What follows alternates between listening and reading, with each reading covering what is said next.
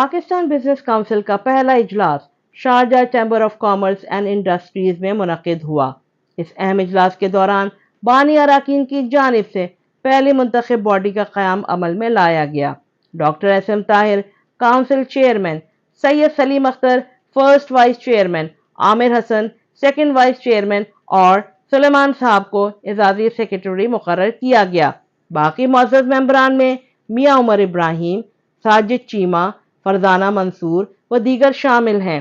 تمام نامزد اراکین کو بانی اراکین نے متفقہ طور پر منتخب کیا، جو کاروباری برادری کے اندر تعاون اور ترقی کے لیے مضبوط عزم کی عکاسی کرتا ہے۔